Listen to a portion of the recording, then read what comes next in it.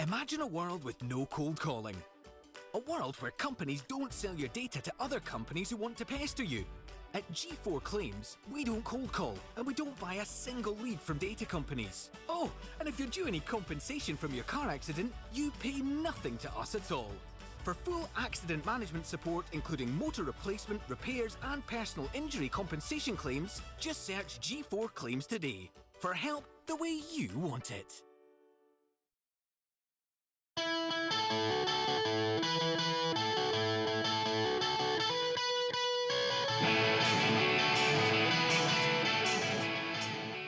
Hi and welcome to this week's episode of the DW podcast from Slam Dunk in Leeds.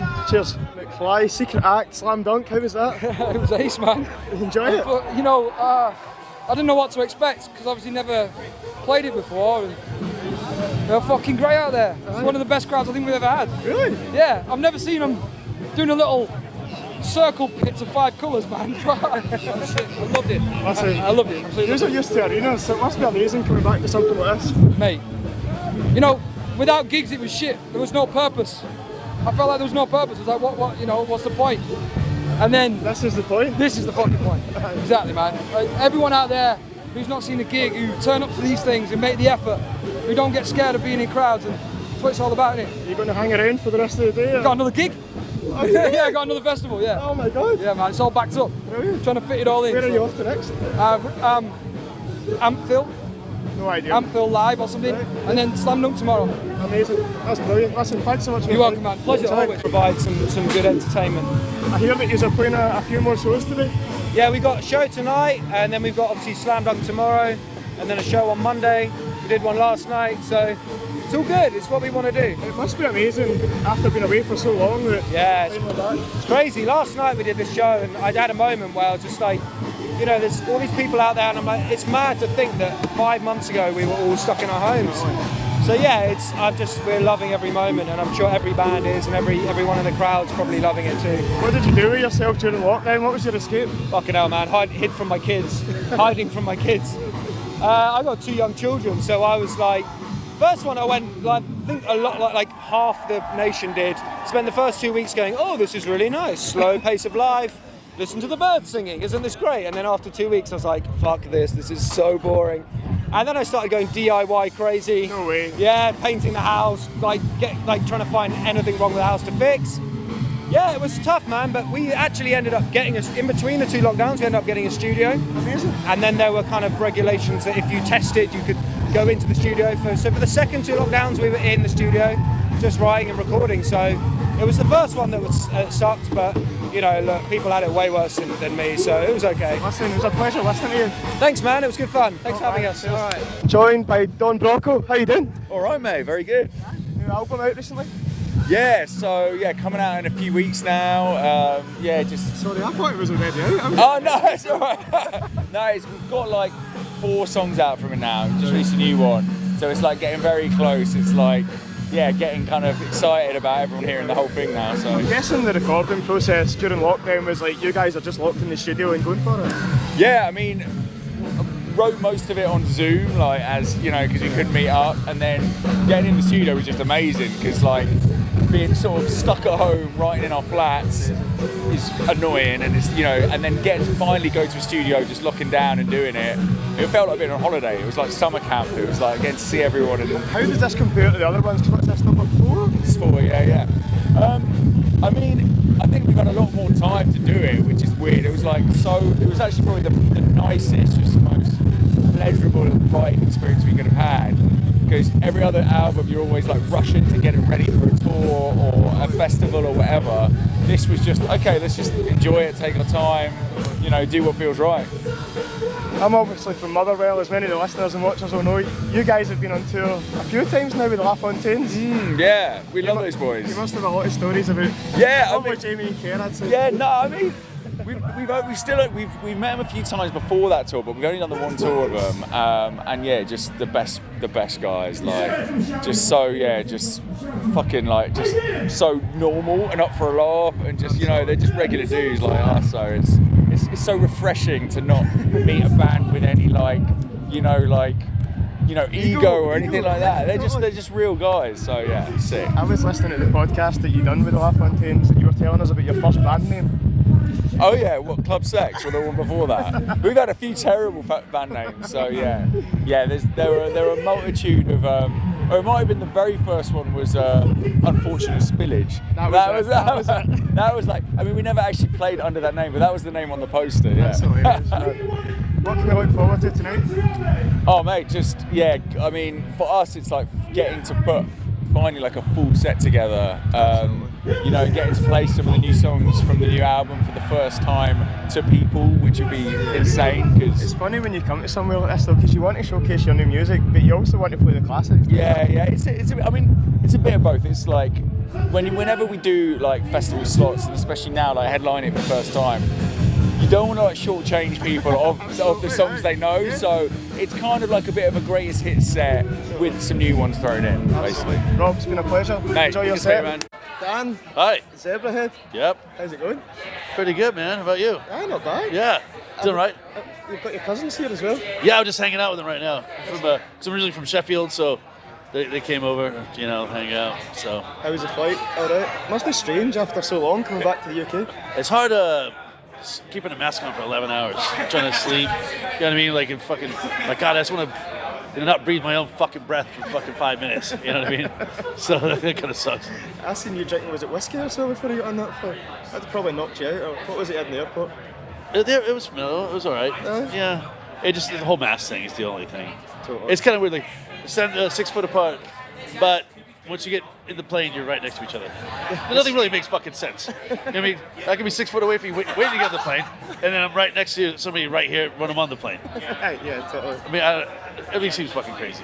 How's lockdown been for you in the States? Because obviously we're from Scotland and we've seen the restrictions here, but how was it over there? Were you able to get together and be creative, or were you?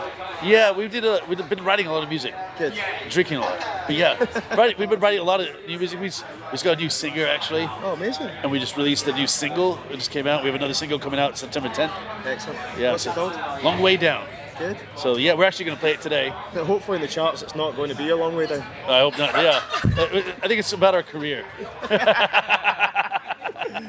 You're looking forward to Slam Dunk, and is this your first gig back, or have you played some? It is, yeah. 2 years. Last gig we played was like January 2019. We were supporting Sum 41 in Europe. Yeah. So it was like, fuck, that was like, we didn't know that'd be the last show for this long. Crazy, isn't it? It's just come from nowhere. I remember seeing you many a time in Scotland at the Barrowlands and at the Academy and stuff. And yeah. I suppose for me, when growing up, those shows were really special, but I don't know what it's like for you playing in Scotland. Oh, I was a great time in Scotland. Yeah. Everybody's friendly, rowdy, and, likes to drink, and I like all those things. You know what I mean? So it's perfect match. I always go to the Caddy. Oh, yeah. Actually, yeah. That's funny, because I think I maybe seen you with Bowling for Soup, potentially. Yeah, maybe back in the day. And the after party or whatever was in the Caddy. Of course, yeah. Was back there, man. The Caddy's always the place to go. Absolutely. Yeah, it's fun. What are you looking forward to today, other than getting drunk and playing songs? I just actually playing it. It's been so long since we played these songs. It's kind of like a new thing in a way, Absolutely. That's gonna be fucking great. I can't wait. Is there a Zebrahead song for you that you love playing? Probably Falling Apart. Yeah. Yeah, I love that song. It's got a great riff, good groove, good bounce. It's fun. Absolutely. Listen, I'm looking forward to your set, and it was a pleasure chatting. Oh, thank you so much for having me. Dan, appreciate it. I'm joined by For You the Moon, Isaac, Jordan. How you doing? Yeah, good, thanks. Yeah, really good. Yeah. So this is your first Slam Dunk festival? First festival, yeah. First festival, like hands down, like ever. You're joking? Yeah. No. I mean, what? It's like our 7th show. Yeah, we've only really played like a handful of gigs because we started like just before lockdown, and then it all just went like tits up. So yeah. Oh yeah, can we swear? Of course. Yeah. Well, I hope so, because you've done it now. No, we've fucking done it. Yeah. So talk me through how you have got to this stage. 7 gigs. You started before lockdown. Do I hold this? Is this how this works? Lovely. Sorry. So how did we all start? I don't know. It's funny. Although we played 7 shows, that makes it sound like it's been a little while. Like we were, I guess, behind the scenes, for want of a better word, for a long time. We were building the band up for probably almost a year before we actually became a band, if that makes sense. And just doing songs, trying different stuff, and then we were getting ready to release our first single as a band. played a gig in Leeds called Lending Room. Then we released our first single, and then we got like just I guess some interest from Slam Dunk because they were like, oh, we're bringing back Slam Dunk Records, can we have a chat? And it went into our spam inbox, and we were like, so we missed it for like weeks, and then we got an email from our now manager Sally, and was like, yo guys, I've emailed you, can we like reply? And we were like, fucking reply. Yeah, we were like, oh my god, like Slam Dunk want to talk to us. So like then it just kind of started to snowball. But yeah, and then it was pretty cool. It's pretty slow, just really, wasn't it? Really slow. Like September that happened, and then we didn't really sign anything until maybe August. Well, we signed the evening before Lost of the Way came out. Yeah. So what's that? November. So that's November, 14 months later. So yeah, it's almost a year. It seems like from the outside looking in that this has happened really quickly. I guess it's sort of happened, like, how everything looks, though, isn't Yeah, it? Like, kind of, but also there's like loads of other stuff that's happened. It's like we might sign, we might not sign. Like, what else is going on? Or like, have we got any gigs coming up? Or like, how's the writing going? And just it seems quick, but I think there's a lot of other stuff as well. yeah, it's funny actually. Like, it would seem so slow for a while, but then like just to see the reaction, then it was just like, oh, weird. Do you know what I mean? Because obviously the songs have come out in lockdown. It's like you see a few, like, it sounds cliche, you see a few figures online, but it's like, you know, it can say 1 million players and still nobody can come see it. Do you know what I mean? It's a totally different kettle of fish. But then like just to see people playing, not playing, people there, it was really odd. Like there were people at the front with like singing the words. I was like, yes, get in. Obviously it's just so new to us. So were you expecting that reaction from the crowd? Or? No, not at all. We were like, is there going to be anybody there? I was like, everyone was there with their ciders at like 11:30. I was like, get in, yes. but no, it seemed to go down all right. Yeah, I think it was. People were jumping about. Yeah. As you said, they were singing the words back to you. You know, that in itself must be a sense of achievement. Yeah. Well, yeah. No, it's bizarre, to be honest. It's all very, very new. But yeah. And I'm hearing rumours that there's an EP coming out very soon. There is. Yeah. There is. When? We don't know. But there is. Yes. Yeah. Your guess is as good as mine. No, I'm really joking. It's in the works. There's a few things to confirm and sort out before then. But yeah, no, there's definitely more music coming. There's plenty of that, for sure. What shows have you got coming up? Honestly, after Hatfield, we haven't got anything in the diary because obviously you got that whole backlog of the COVID bollocks. So, but yeah, no, we've been looking at getting on. There's just a couple of tours we've kind of been. I don't know what the correct term would be, but. Oh right, sorry, I thought I turned it off then. I thought I'd turned the microphone off. Yeah, no. So there's a few things, kind of ifs and buts, but nothing in the diary. If you had to say, right, this is maybe a difficult question, but if you had to say, what does the next 1 year, 2 year, 3 years look like for you guys in a dream world? What do you want to see happen? I guess in a dream world, release loads of singles. Like that'd be nice. Just releasing loads of new songs, getting new stuff out there. But then getting on a tour as well would be like amazing. Just like a next step up, and maybe next year coming back here, but also doing like other festivals like Reading, Leeds, Glastonbury, you know, like those kind of things would be amazing. Absolutely. Yeah. And just to take it full time, so it's like just to have the band is what we're doing. So it's like, so I feel like then you can just go ham, and you got like anytime we're not touring, it's like you're writing. Do you know what I mean? So like, it's obviously trying to work it around like normal life is like challenging itself. So like the main goal for me, and I think for the other guys, to be honest, is to take it full time.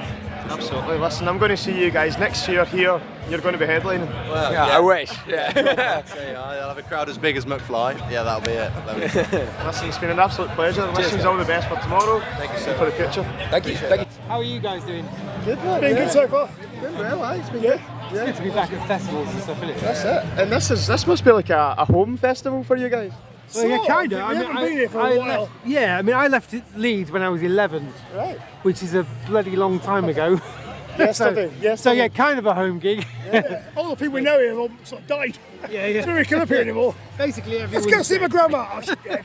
So we don't really come up here. But we did used to come here when I was looking at the building up at the top there, and we did used to come here when we were kids. Yeah. So it's quite. And we came last time we came here was when it was Reading and Leeds.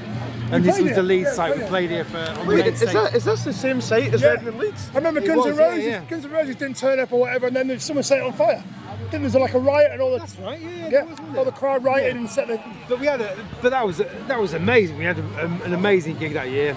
But like you said, I don't think Reading and Leeds is this site anymore, is it? It's moved.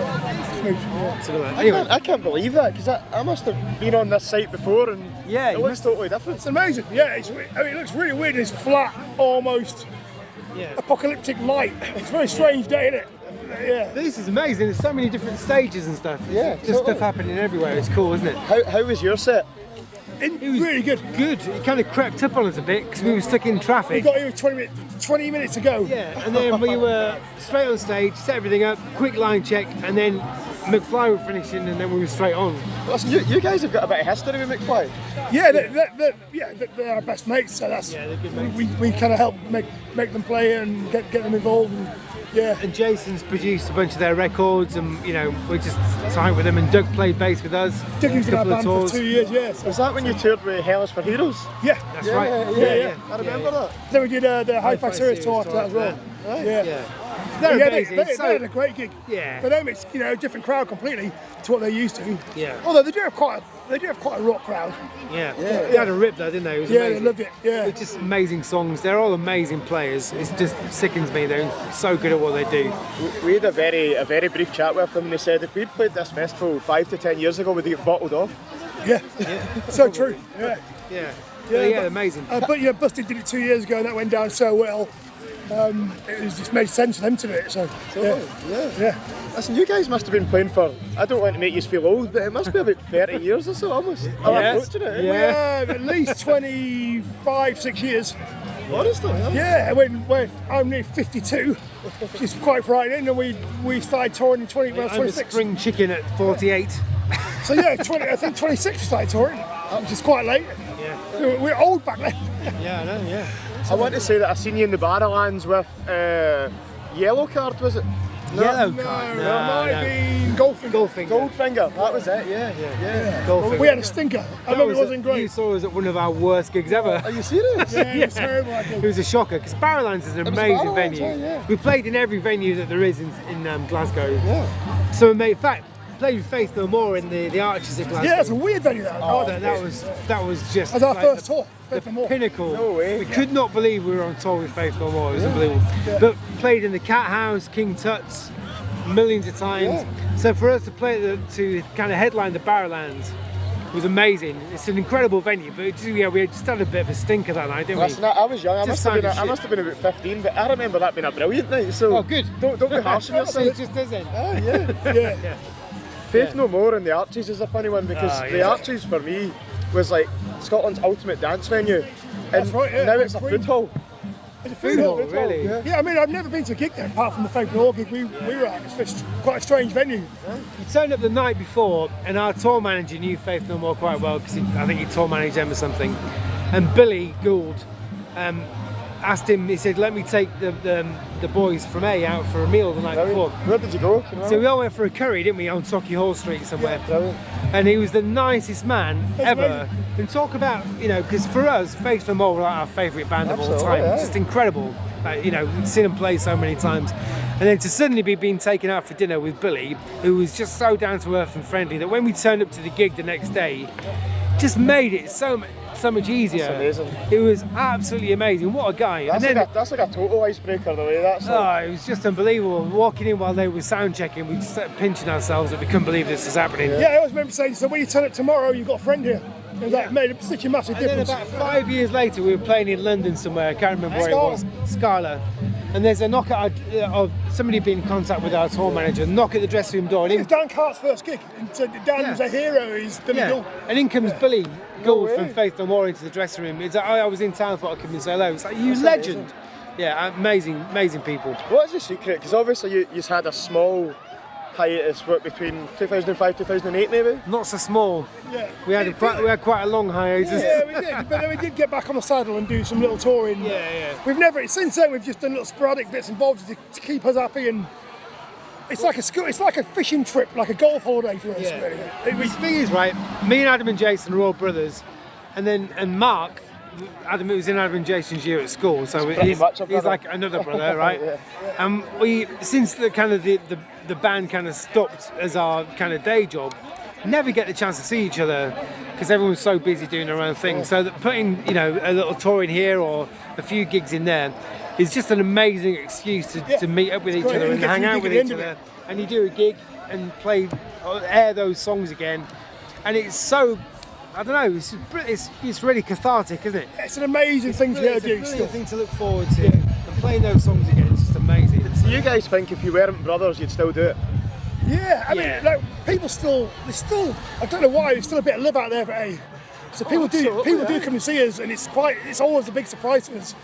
You know, we're more shocked than anyone. Yeah. But it's great. It's a beautiful thing. We were watching McFly earlier, and then you guys came straight on and hit out with chocolate Starbucks, and we were like, it's so nostalgic. You know, like it's such a time and a place in our life that we can resonate with, and we think, let's go back to then. You know, like, It's a very special time. We're looking to be part of that whole. For us to play those songs, the way it just brings back so many memories of that kind of time. And unfortunately, not enough memory to remember how to play them. Exactly. If only you brought back more memories of how to actually play the songs. Because with zero rehearsal, that would be handy. You're joking. So you don't get together for a week beforehand? We did not rehearse at all. We got together this morning at 8 o'clock in Leon C in Essex. Yeah. That was it. It turns out not rehearsing is the new rehearsing. That's amazing. Who'd have thought it? Who are you looking forward to seeing today? Are you hanging around to see anyone else? Our good friends, Trash Boat, Jason produced Trash Boat, and obviously our good friends Don Broco. So yeah, looking forward to seeing those boys. It's gonna be fun. Yeah, I've never seen them play live, so I'm really looking forward to that. Be wicked. Rob's a hero, and I'm sure he'll smash it out of the park. It's great seeing them all side of the stage, walk into our set. Yeah, that's good. So we'll do the same to them and spoil their set. It certainly does feel like it's a community, doesn't it? Yeah, it really is. It's brilliant. I love it. Slam Dunk I think it's the greatest festival, one of the greatest festivals. Just now as well, there's so many people that I haven't seen for like, I don't know, 10, 15 years. They're just coming up and saying hello and reintroducing themselves. Slam Dunk and Download is like one at the end of the summer, one at the beginning. It's been great. Listen, boys, it was brilliant speaking to you, and great seeing you back again as well. Thanks so much. I would tell you to get rehearsing again, but you didn't need to. Turns out you don't need to, thankfully. It turns out no one knows. Luckily, it all comes flooding back. Pleasure. Thanks so much. Thanks so much. Thank you, mate. Really appreciate it. Thank you. We caught up with Dan, the guitarist, earlier. He was saying he was looking forward to it. It was your first show today. How'd it go? Today was the first show with the band. It was fucking awesome. Like, the crowd was amazing. We didn't have too many crazy technical difficulties, which normally, you know, after not playing for a long time, not using equipment, you normally have a lot. It wasn't that bad. It was pretty good. It felt really natural to be on stage with the boys, so it's awesome. And the fans, again, the fans were incredible. It's interesting because you've obviously been a singer in Mest for many years, and to go to a new band that have got a whole back catalogue of songs, it must be interesting. It takes a lot of brain power to remember a lot of songs, but you know, the more you do it, the more natural it becomes. And yeah, I actually, you know, if I had to play a Mest set tomorrow, I'd be fine. Honestly? Yeah, I'd be fine. Good. Nice one. Thanks so much. Yeah, no, it's my pleasure.